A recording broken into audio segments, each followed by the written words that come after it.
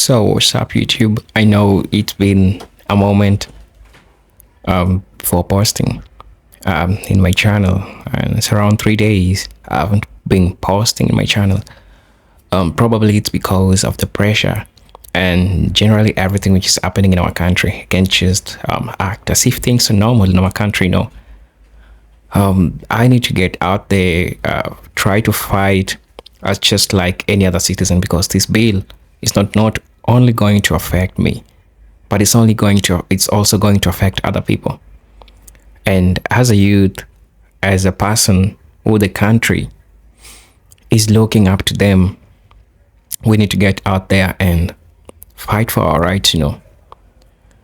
Imagine the land that your ancestors gave your great grandparent, your great grandparent gave your grandfather gave your father, and now you're supposed to be paying for the land. The cows, the sheep that you've worked so hard to buy, you gotta pay for them just because the government wants an extra money to do things that they believe are important to them. But now, this is the story. Yesterday was on Tuesday, right? And we went on a protest, just like any other normal day. And as I said earlier, the enemy is one person. The enemy is the Finance Bill 2024, actually eating the headlines, international news. There's so much things which happen that the world doesn't know. There's so much things which happened that the world doesn't know. But I'm not here to threaten you or something, but I'm not here to get you be afraid about everything which happened. But what I want you to know is that what happened, my experience going as a protester, as a young person, going out there was so traumatizing. You get to see a large number of youths getting out there believing that they are fighting for their rights. The same young generation are being accused. The movement is being accused by people, the same people who are trying to fight them. So this is the story. Sunday morning, not Sunday actually, but Tuesday morning, leaving where I usually stay. Actually, on a Monday, I slept on my cousin's place, and on Tuesday, we had a goal of going to town, that's Nairobi CBD, to protest against the Financial Bill 2024. Because for the longest time, I've been guilty for not getting out there. So getting out there for the first time, fighting for this, I went out there with my all heart, and I told my cousin, let's get out there. Let's fight for our people. Let's join the fellow youths in fighting this Financial Bill 2024. So what got me traumatized is this. We went on the town, right? And things were just normal. And we had this group. People were singing and chanting.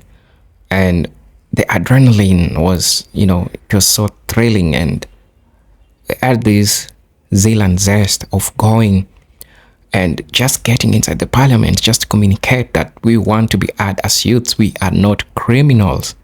God damn it. That's when things changed.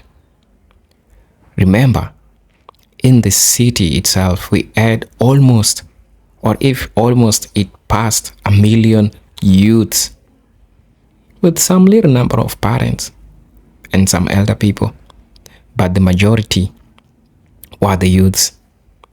So I was in this group. We are just chanting, singing. We want our voices to be heard as youths, And I remember me with my friend being on the front line. So we're like, okay, let's get to do this, And the environment is so chaotic. The smoke, the tear gas, the gunshots, the tear gas sound, it's chaotic. People are running in there, the stampede. So we kept on pushing with my friend. So we say that we gotta go, we gotta push just like any other person. So we kept on pushing, We were singing, chanting, and just rioting as any other person. So it reached a point where the parliament was just right across over there. And me with my friend, we say that we gotta go. We gotta go and see for ourselves. We gotta go. And then something just told me, yo, we just need to restrain. Did you know that we had snipers who are killing young, innocent people who don't even know anything about the national intelligence, who couldn't even think that they had snipers or people who could be put to be shooting them on sight? So I found myself in that group, and I just don't know what. Something just told me that no, don't go much further. Something just told me. And at the moment, the person, my friend who I was with, already went ahead. And just the moment I restrained a little bit, something happened. Already, it was being aired out that the parliament has already been evacuated. It took minutes for me to realize that something ain't right. People had already entered the parliament successfully, evacuated the parliament successfully. But for me, remember, something told me, just stay a little bit back. Just stay a little bit back. So at the moment, it's totally chaos, stampede. There was a Coca-Cola shop which was being, people broke into it. People are crazily shouting about how they're taking their lunch. And I'm there like confused. Like you could literally see everyone is down because of the bullets are being sprayed. And I'm like, yo, I need to get out of here. And at the moment I lie down, I don't know what's happening. There is this lady right beside me who is crying literally. She's confused. And I'm like, how did you reach here? Asking her, coming to remember, I also found myself in this predicament. I don't know how I reached at this point. I came to learn something. When there is a revolution, there is this spirit which keeps on pushing you. Man, I didn't know literally that I was almost reaching the parliament. It dawned to me that people are being shot just right in front of me. Right in front of me. You don't know where the damn bullets are coming from. People are just being shot. That was really traumatizing, you know. And I thank God that my friend, who also made it almost inside the parliament, was safe. He never got inside, you know. For me, I didn't even make it inside the parliament. Something just told me, no.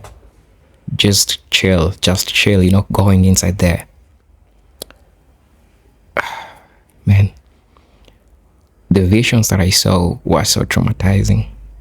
Really, really traumatizing. I've never found myself in such kind of a situation. That evening, the visions that I saw, that was so a form of anarchy that I've never seen. Now, the stampede is so crazy. Everyone is literally running for their lives. We have three types of people in the protest. We have people who are just standing. Okay, they're just teenagers. We have people who are pushing for people to go in front, but they're not going in front with people. We also have people who are at the forefront. So I was amongst the group which was at the forefront because I moved back at home to go to push for this bill, which is not right. It ain't right at all. So me and my friends, we are motivated. Oh, let's go. And something even didn't tell us, why are we passing people going in front? People are not going in front, but we are passing people going in front. That's when you get yourself into a problem. And I know this is a content that you probably not used to this, but